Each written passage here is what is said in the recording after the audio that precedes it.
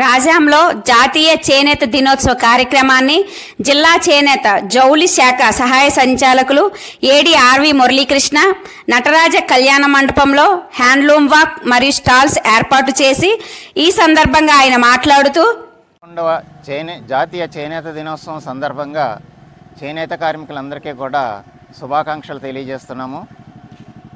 అదేవిధంగా మనకి 11 సంవత్సరాలుగా ఈ జాతీయ చేనేత దినోత్సవాన్ని ఘనంగా జరుపుకోవడం జరుగుతుంది. ఈ సంవత్సరం విజయనగరానికి సంబంధించి రాజాంలో జాతీయ చేనేత దినోత్సవాన్ని జరుపుకోవడానికి నిర్ణయించి ఇక్కడ కార్యక్రమాన్ని జరపడం జరిగింది. దీనిలో భాగంగా మన సొసైటీ బిల్డింగ్ నుంచి వెన్యూ వరకు కూడా ఒక ర్యాలీని నిర్వహించి ప్రజల్లో ఈ చేనేత పట్ల ఒక అవగాహన కల్పించాలనే ఉద్దేశంతో చేనేత కార్మికులందరితో కలిపి ర్యాలీగా రావడం జరిగింది. దీనిలో చేనేత వస్త్రాలు ధరించడం వల్ల జరిగేటువంటి ఉపయోగాల గురించి కూడా ప్లకార్డులతో కలిసి ప్రజలందరికీ అవగాహన కలుగుతుందనే ఉద్దేశంతో ఈ ర్యాలీ నిర్వహించడం జరిగింది.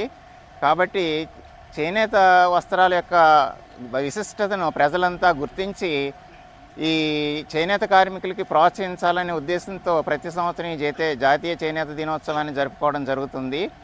అయితే ఇది మొట్టమొదటిగా స్వదేశీ ఉద్యమం కార్యక్రమంలో భాగంగా విదేశీ వస్త్రాలను బహిష్కరించినటువంటి సందర్భంలో 1905 సంవత్సరంలో ఈ విదేశీ వస్త్రాలని బహిష్కరించడం జరిగింది. దాని సందర్భంగా మన ప్రియతం మోదీ గారు 11 సంవత్సరాల క్రితం ఈ జాతీయ చేనేత దినోత్సవాన్ని ప్రకటించడం జరిగింది. అప్పటి నుంచి కూడా ఆగస్టు 7వ తారీఖున ఈ జాతీయ చేనేత దినోత్సవాన్ని జరుపుకోవడం జరుగుతుంది.